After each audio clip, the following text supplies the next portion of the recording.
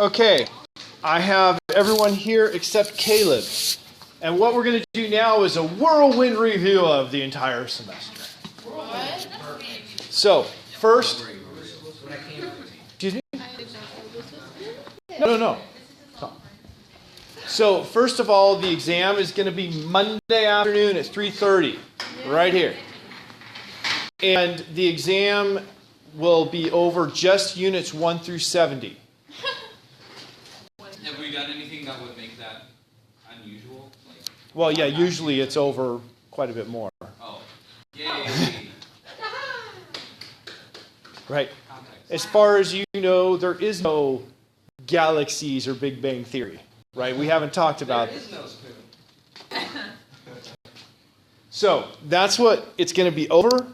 And so I have just a couple pages for each section, except for this is the thing that's going to be special. You've already seen this question, except for it's going to have a different scenario. So you're going to have to write down the steps of the scientific process. So just like before, you have 1, 2, 3, 4. And you should write down some facsimile of this. For 1, observe something interesting. The end. For 2, you create a hypothesis. What is a hypothesis again?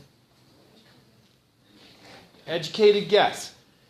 That explains, your hypothesis must explain why the thing you observed occurred. It has to be based on scientific ideas, and it has to have predictions that you can test. So you should write down all 3 of those things. I'm a little more demanding on my grading the second time around than I am the first time, because you should understand better what the pieces are. Then step 3 is you develop a test that could potentially disprove by testing a prediction of your hypothesis. Yes? This slide is going online, right? Yeah, of course. Okay. Thank you. So that test has to test a prediction of your hypothesis. It doesn't test the observation to see if the observation was true. We take it that you already know that for whatever ways you made that observation, that it was correct. And you're testing a prediction of your hypothesis that explained why it occurred.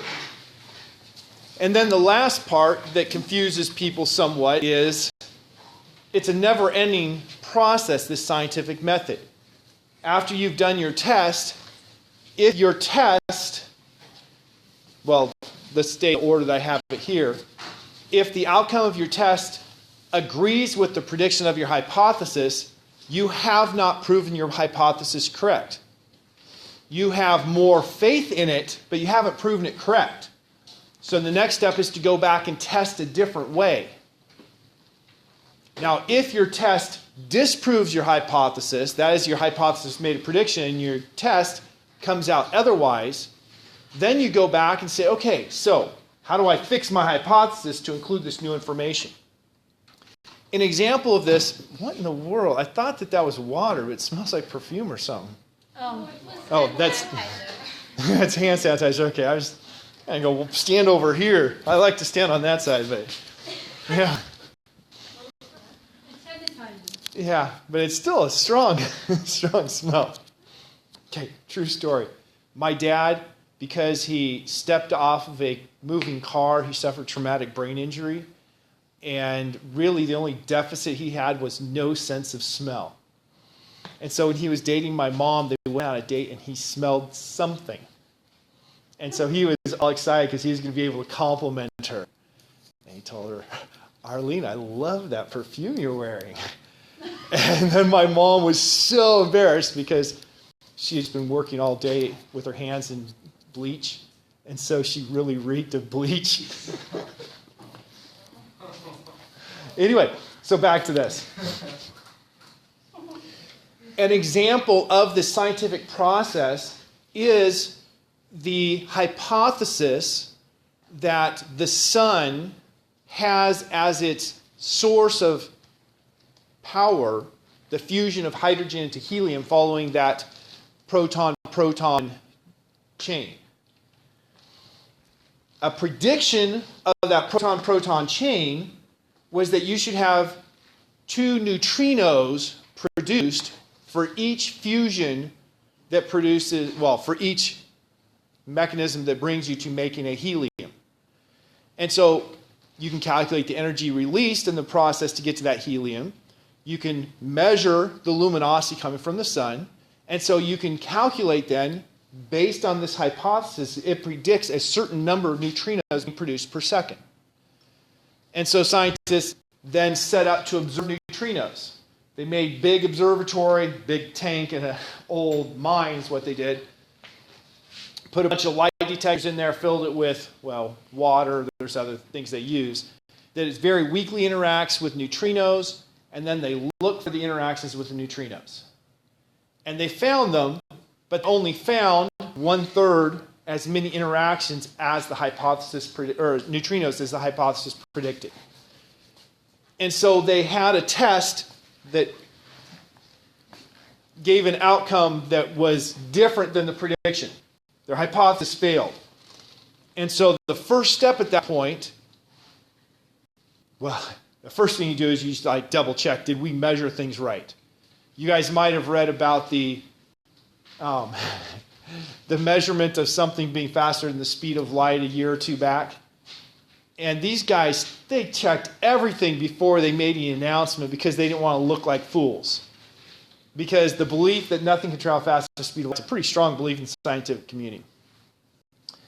But finally, after checking everything they could, they announced it. And then about 6 months later, they found out what was going on. And it was a cable that wasn't attached well. A cable that wasn't attached well to their clock. What? They were comparing the times for neutrinos to travel from one place on Earth to another place on Earth.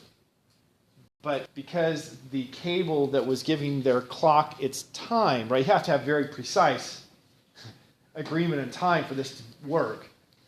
The cable wasn't attached well, and it made the clock off by a little bit. And so, you go back and you check to make sure you didn't make a mistake with your measurements. If you determine, these measurements are right, then you have to go back and start considering modifications of the hypothesis. How can we change the hypothesis? And of course, that was a tough one because we really only had one answer. I mean, it wasn't burning coal.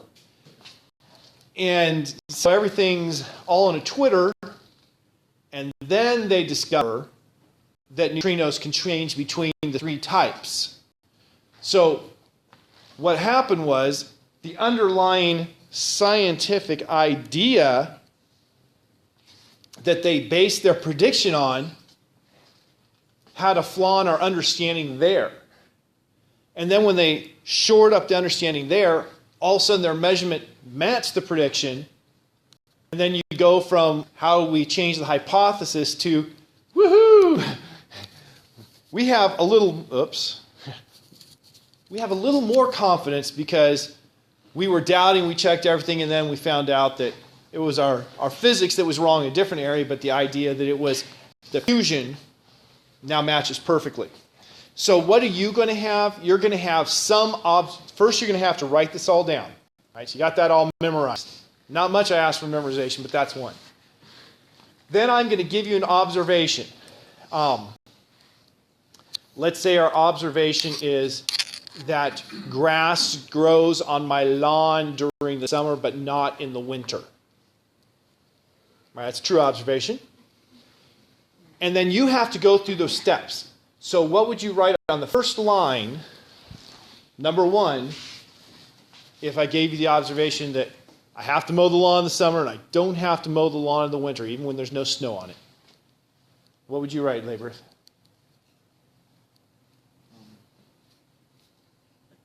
Observe something interesting. No. For the application, for the first line, you're just going to write down that observation. Nothing complicated there. The first line for the application will be, write down the observation I gave you. Why am I having you do that? To make sure that you have internalized what these words mean and that they're not just, well, I memorized these words, moving on. Then you have the second part, create a hypothesis that does these things. So I gave you something that's pretty reasonable. I think people can come up with a hypothesis. So, Dylan, why do you suppose I have to mow the lawn in the summer, not in the winter. Because I thought you said that the thing that happened is, The grass grows or doesn't grow. yeah. I stated it a few different ways, but yeah. The first time I said the grass doesn't grow. The second time I said I don't have to mow my lawn because the grass didn't grow. But yeah, basically just because there's more sun during the summer than there is the winter. Okay? More sun during the summer than the winter. Is that, let's start with B. Is that based on scientific ideas? Yeah. Ones we studied here. Because we understand the earth is tilted, and so we get more sunlight during the summer because the earth's tilt going around, and during the summer the sun is north of the equator and we're getting more direct sunlight. Number two is we know that photosynthesis is required in plants and you need sunlight for photosynthesis. So those are scientific ideas that this is built on. So it passes that. Can it be tested? You can cover an area and not give it any sunlight. Yeah. So it can be tested. And then the top one, would it explain why it doesn't grow? Well, sure, it would. So, and of course, that is the right answer, Dylan. there is temperature involved as well, but it's mostly the sunlight. And you could do experiments to differentiate the effects of the two. So we do the experiment that Lauren Lee suggested. We, put cardboard a foot off of the ground covering this patch, and we measure the growth under the cardboard compared to the growth where it gets sunlight. And maybe we could even do it indoors and use grow lights so it's more controlled. Direct measurements, you can see if it's right. And what result would pass the test? Because you're going to write for the last one, what would the result be that passes the test? If the grass that was exposed to more sunlight or that was exposed to light grew and then the other grass didn't, that would pass. There you go. So if the grass grows that's exposed to the sunlight, but not the grass that's, blocks sunlight, then it passes and I go back and create a new test. You don't have to say what your second test would be. Because if I did that, you would end up in an infinite loop, right? Because it never ends. So you just say I'd have to go back and develop a new test. What if the grass is the same everywhere or even grows more under the cardboard than it did otherwise? Yeah, you got to go back and create a new hypothesis. It must be the temperature if it's not the sunlight. So you don't have to, again, state what your new hypothesis would be. Just say, I'd go back and create a new hypothesis with this information. With the hypothesis on part C, it says it has to be able to be falsified. Yeah. It has to be able to be proven, have the potential for it to be proven wrong. In other words, Yes, that's what it means. Correct. So for instance, with the hypothesis that Dylan gave us, we could do a test that could have proven it wrong. We could have had the grass the same height everywhere, which would have proven the hypothesis wrong. You can always prove things wrong if it really is wrong.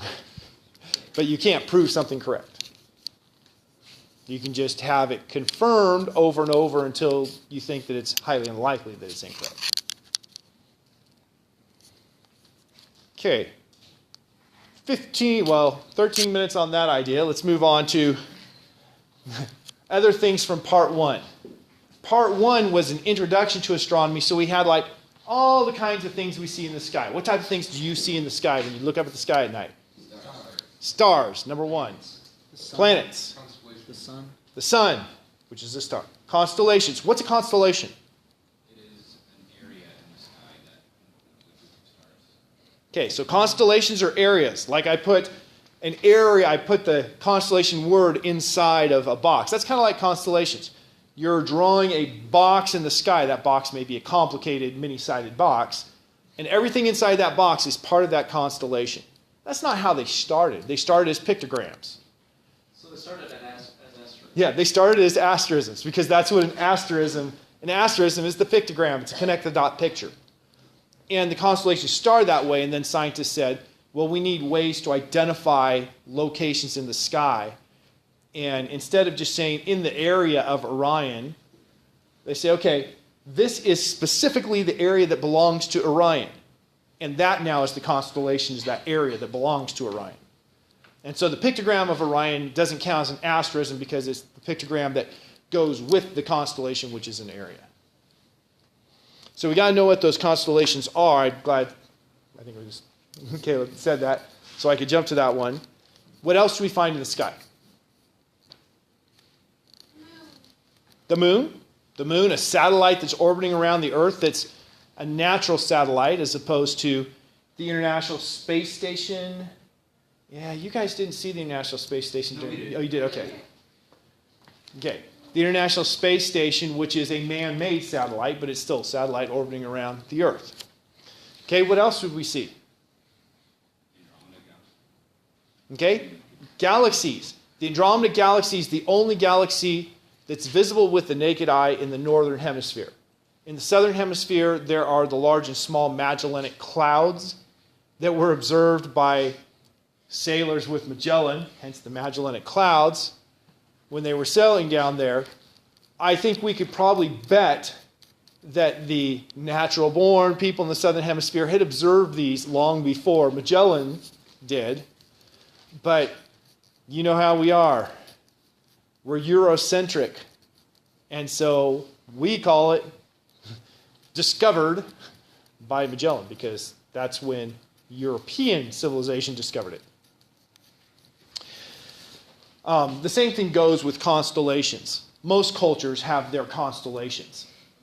And a lot of them will have pictures for the same set of stars because those are the dominant stars, but they have different legends, different mythologies that go with them. Okay, so we had galaxies. What else? What? Okay, asteroids. With our naked eye, we can't see them, but they're there. And with telescopes, really good telescopes, you can see them. So asteroids are another part of the solar system and what we see. Now, the Andromeda Galaxy, as well as the large and small Magellanic Clouds, those are not part of our solar system, not part of our solar system. They're not even part of our galaxy, but they're things we see in the night sky, and that's what I'm focusing on. By the way, I didn't get to talk about galaxies. Did you know that our galaxy has another galaxy, at least one other galaxy inside of it? Whoa. That's really cool. We are currently eating up a galaxy. Oh, yeah. And they have mapped out the stars from that galaxy that we are destroying and assimilating. And we are in the vicinity of the tail of the stars from that galaxy. But of course, we can differentiate. We're not part of that galaxy because of our motion. If we were part of that galaxy, our motion would be going perpendicular to the plane instead of parallel. But it's really cool. They call it galactic cannibalism. One galaxy just eats up another one. They get too close because of gravity. And it's kind of like crack the whip. The strong gravitational force, the Earth here is the anchor, and it's pulling. And we're ripping apart the galaxy. Some stars will be thrown way away, just go off on their own. And the rest will eventually end up with us. And the black hole at the center of that galaxy and the black hole at the center of our galaxy will orbit each other and maybe at some point merge with a super duper explosion. Okay, moving on. I'm just going to name a couple more things because this guessing game is fun and educational and entertaining. But it's slow. Other things, comets, meteors. Comets come from the Oort cloud or the Kuiper belt. The meteors could be either asteroid or a little fragment of dust debris left behind by a comet. Or it could be a former space station, the Mir space station coming down or something. Okay, make sure you understand the units of distance. What units of distance have we used for astronomy? Okay, astronomical unit, the average distance between the sun and the earth. What's another one? Light year. Light year, the distance light travels in 1 year. It's calculated as the speed of light multiplied by the number of seconds in a year. Another one? Parsecs. I'm just going to put parsecs. I can't think of a good... I think it's PC, but... Yeah. It's parallax arc seconds. Those come from measuring the distance by a parallax angle. That is, here's the sun, the earth is here, the earth comes around to here. measure the difference in the angle you have to aim your telescope to view the same object, you actually cut that in half. So this angle here is the parallax angle P, and the distance in parsecs is 1 over P in arc seconds. Parsec, parallax arc second. So the distance is defined 1 parsec to make it simple to calculate distance from that angle. Days, months, years. A day is defined by 1 rotation of the Earth. A month by the time from full moon to full moon or new moon to new moon. Notice it's from new moon to new moon or full moon to full moon. It's not the time for the moon to do an orbit around the Earth. Which is longer, full moon to full moon or 1 orbit of the moon around the Earth? Full moon. Which is longer, you said? Yeah, The full orbit? he was right. When it does 1 full orbit, because the Earth is going around the sun, it won't be back to the full position. It has to go more than 1 rotation to get back to the full position because it has to be opposite the sun from the Earth to get to full position, what we would call opposition if they were planets. And so it does 1 complete rotation. That's a sidereal month. It does another couple days, and that gives us the lunar month or synodic month. Okay, then we have, a day.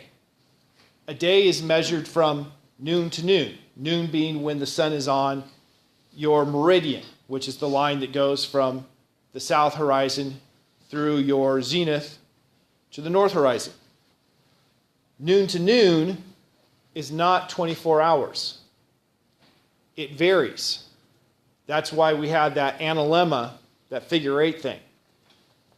Well, that's one of the 2 reasons for it.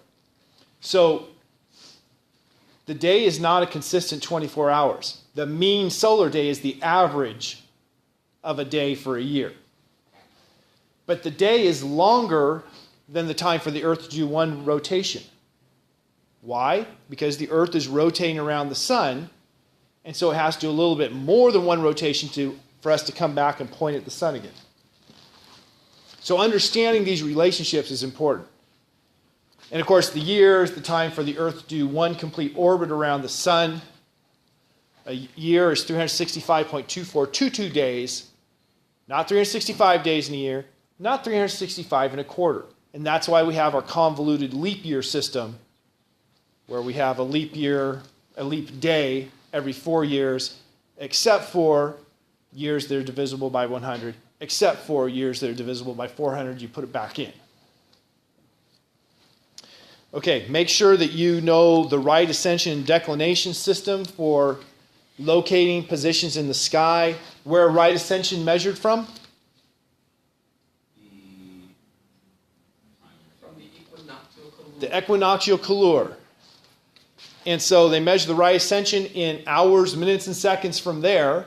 So right ascensions go from 0 to 23 hours, 56 minutes and 9 seconds, the time that is in 1 complete rotation. So the sidereal day. Declination, where's declination measured from? The equator. From the equator, north or south.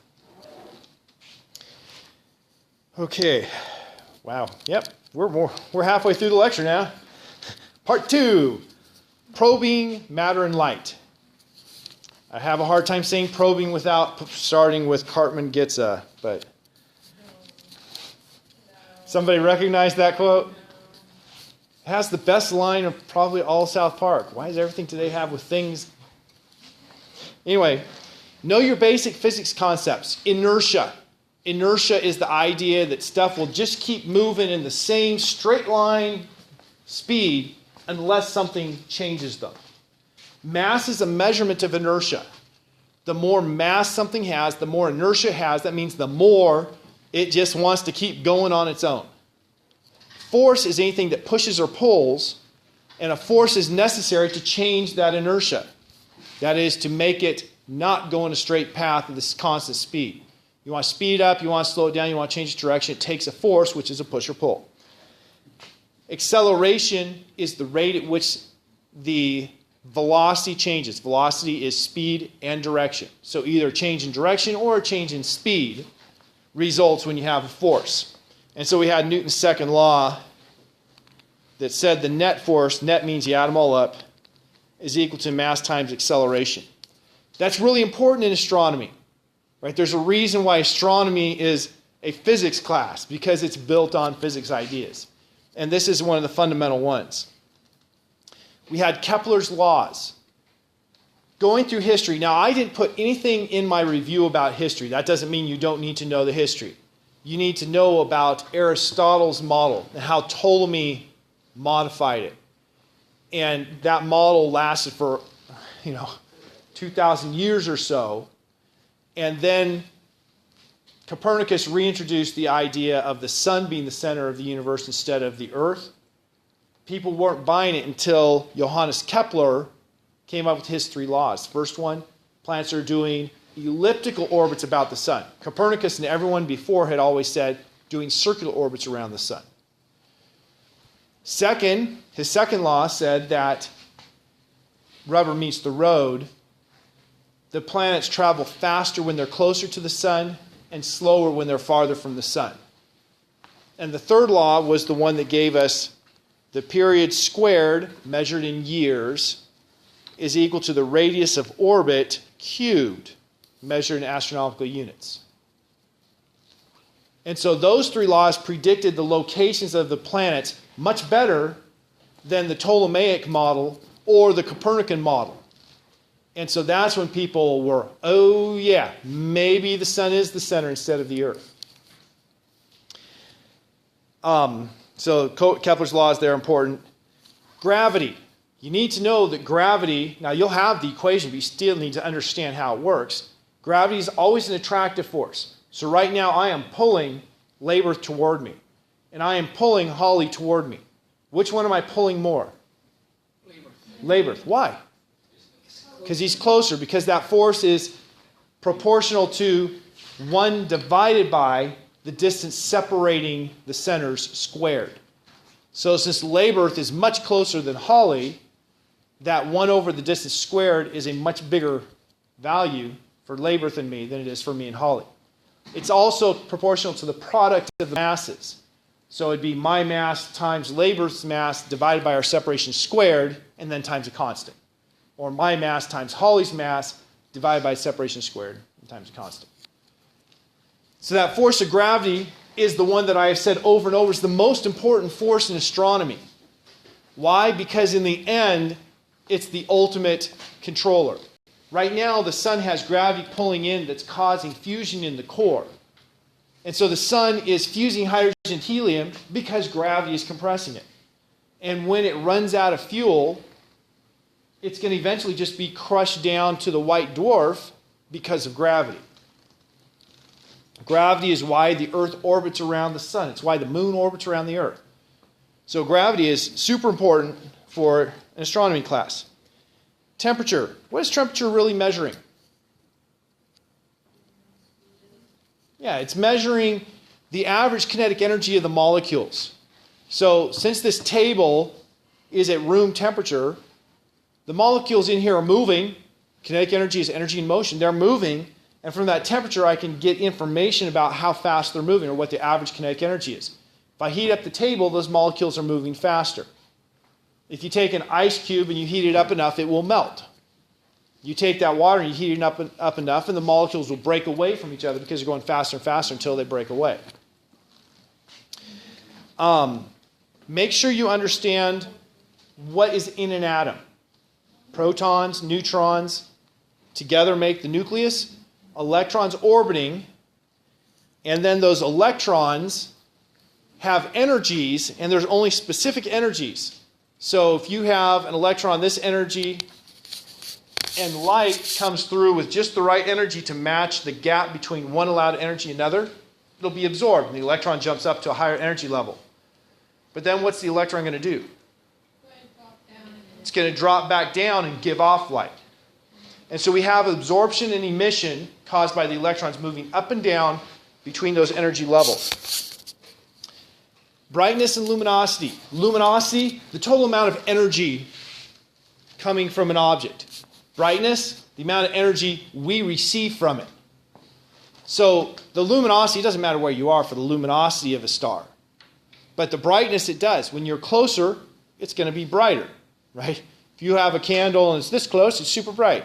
Put the candle on the other side of the room and it's pretty dim. The luminosity of the candle didn't change. It's just my distance between it.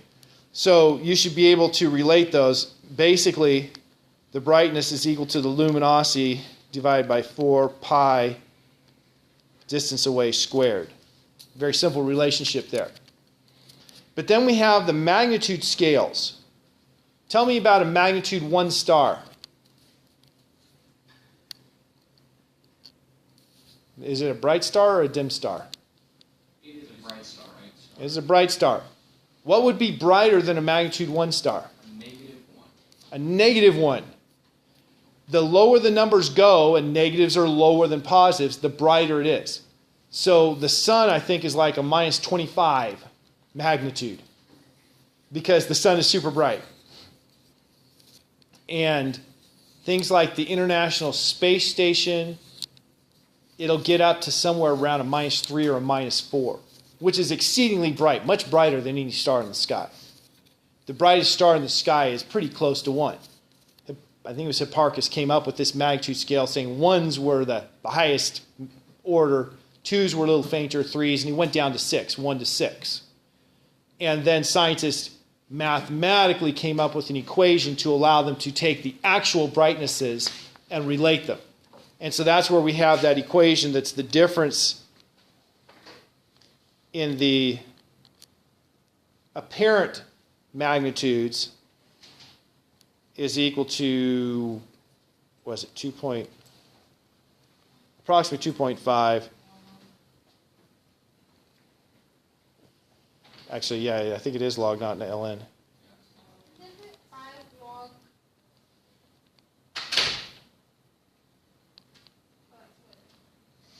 Is it 5? I would have to look. I thought it was 2.5, but maybe it is. 5 for the Okay, we can come up with this in our heads. If a star is, I'm trying to think about our numbers. That's right for that one. It's the other one that it's 5. Okay.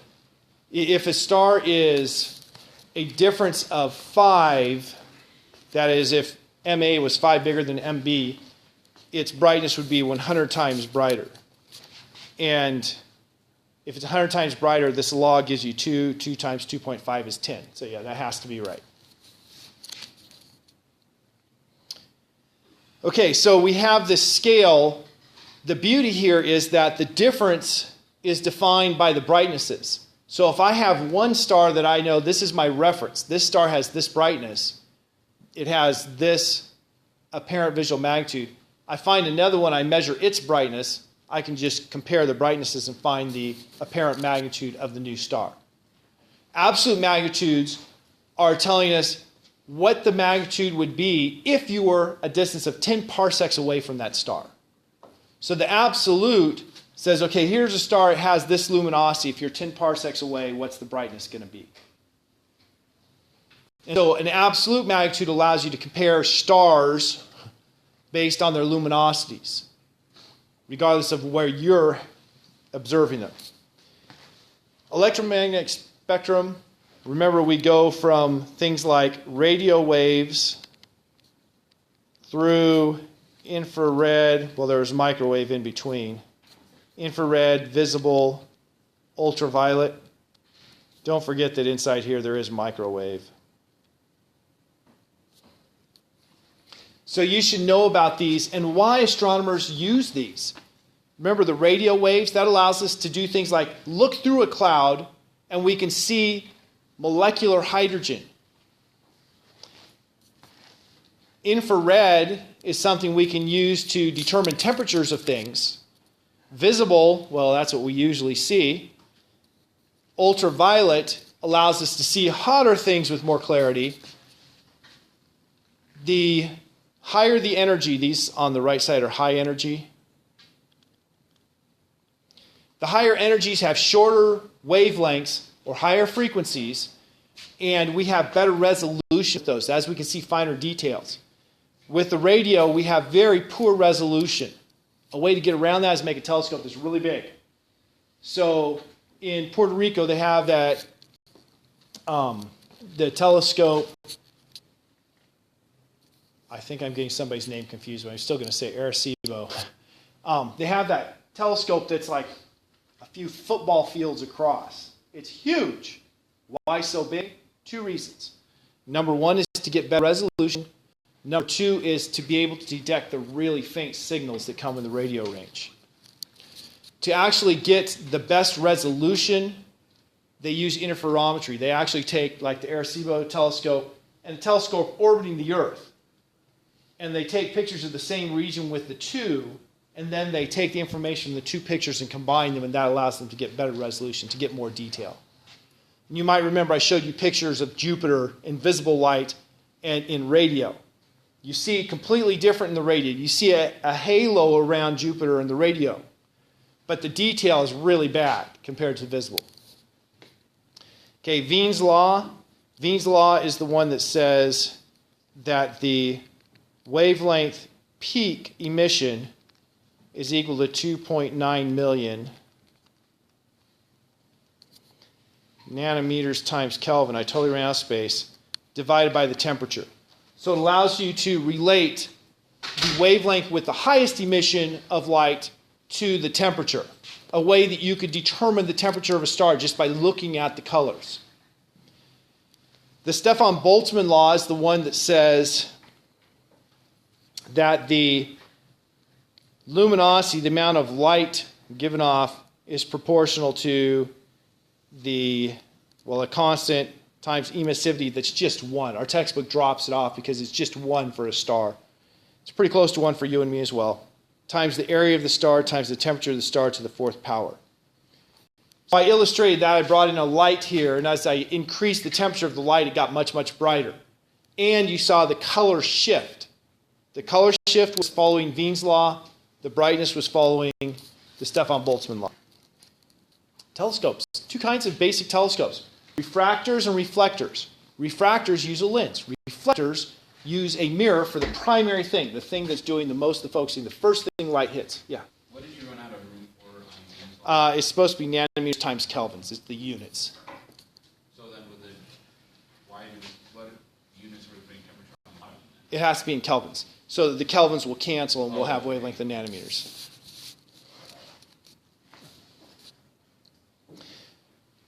Make sure you understand the basics of telescopes. It's not like you're going to design a telescope, but you need to be able to use the equation that says magnification is equal to focal length of the objective over focal length of the eyepiece to find the magnification of a telescope. You need to understand the difference in where you put things if it's a reflector versus a refractor. Refractor, you have the lenses separated by the length of the telescope at the end. For a reflector, you have, let me go down below. For a refractor, here's the length of the telescope, and the length is equal to focal length of the objective plus focal length of the eyepiece. And like I said, the magnification is equal to that. For a refractor, that's a refractor. For a reflector, here's the opening of your telescope, and back here is your primary or objective.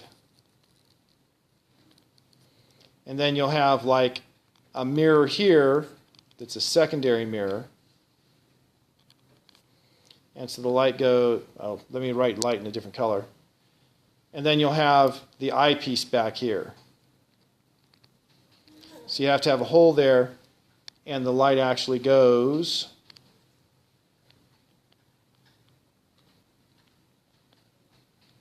like that. And so the light is actually doubled, so this length here can be half as long for a reflector than it would be for an equivalent refractor. So you can make it smaller to a reflector. Reflectors have lots of advantages, like only 1 surface to grind instead of 2, easier to support that mirror than it is to support a lens. The mirrors are lighter than a lens. And one of the really cool ones that's only about 20 years old is you can modify the shape of a mirror either making a bunch of small pieces that you individually control or making it out of something that's malleable and you have an activator that actually pushes on it. So you can change the shape of the mirror and adjust the focus so that on Earth we have atmosphere that causes light to not take a direct route but kind of wiggle around, giving us the twinkling effect. And they will take telescopes that on the fly adjust the mirror to counteract that, to give you a stable picture and increase the resolution by somewhere around a factor of 10. As you can see, details 10 times smaller by using what they call adaptive optics. Yeah. So the objective lens, is that what it is? Well, for a refractor, it's a lens. For a reflector, it's a mirror. Okay, so the objective mirror then is that curved piece on the backside. Yeah, that's the objective mirror. So then what's in the front part that's letting in the light? Is there anything there? Is there a lens there? Actually, for a Schmidt-Cassegrain, which is what I essentially wrote, you have what's called a Schmidt corrector. Which is what? Yeah, what is that? Which is, well, it looks like it's just a piece of plexiglass, Yeah.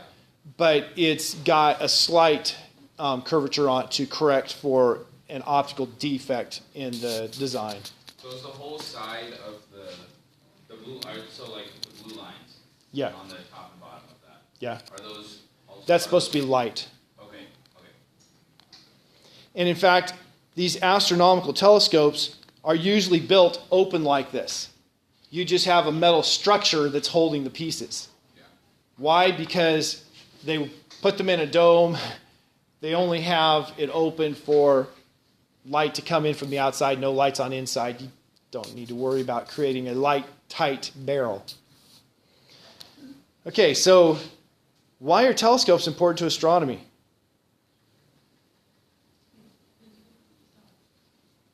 Help us learn more about that. Yeah, they're pretty much the only way. So yeah, kind of vital to be able to utilize the only way we have of determining what's out there. Okay, part 3, the solar system. The solar system, know what kinds of stuff we have in the solar system. We started the lecture, the review, after the scientific method with what things do we see in the sky. Now, the solar system, you need to know we have planets, moons, one star, the sun, asteroids, Kuiper belt, Oort cloud, that stuff. You need to understand a little bit about how radiometric dating works.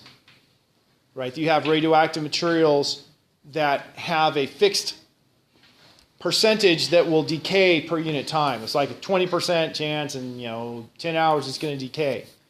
And based on that, if we know how much we start with, and we know how much has decayed, we determine the age of something. And so that's how scientists date rocks. Guess girls don't go out with us. Yeah.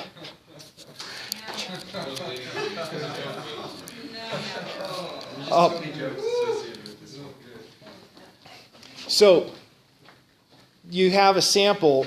You'd have to know how much you started with for this to work. And of course, who was here, supposedly 5 billion years ago? Rocks. Yeah, rocks were here. We weren't. So we can't measure what was there. So scientists have to use other methods to try to determine what was there.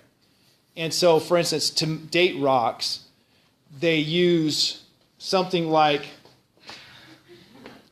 potassium and argon. And they start with the naive belief that when the rock was molten, all of the gaseous argon escaped, and it started with only potassium. And then that potassium decayed into argon, and so they measure how much potassium there is and how much argon there is. But of course, that's naive. What are the odds that you'll have perfect removal of all the argon when it's molten? Sure, the argon will largely leave, but not all of it. And so then they go through other methods to try to determine more accurately how much there was.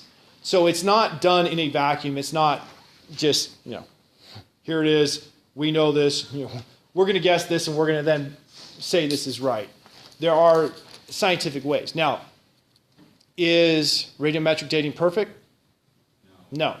And in fact, I become more and more concerned when we start seeing more and more dinosaurs that are supposed to be millions of years old that still have viable tissues, things like, veins and stuff that we could potentially, type their blood or that kind of stuff, have proteins.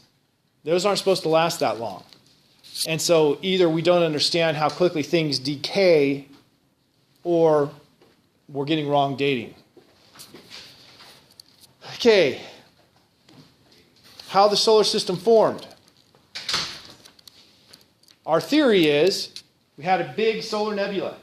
A cloud of gas came. That cloud of gas a shock wave. Wow. Shock wave hits this cloud of gas, makes it start to compress. When it compresses, things get closer together. Force of gravity gets stronger. As the force of gravity gets stronger, then it starts shrinking. Our big old solar nebula probably spawned thousands of stars from this one event. That's how we get clusters of stars, because we have them all form at the same time. Ours compressed down, and then we have most of the mass went to the center, sun. Other mass started clumping up, making protoplanets and planetesimals. We have the frost line closer to the sun. It was hot because of the energy being radiated by the forming sun. And so only things with a high temperature where they can condense were able to stick together. Thus we have so much silicon and oxygen, and iron in the earth.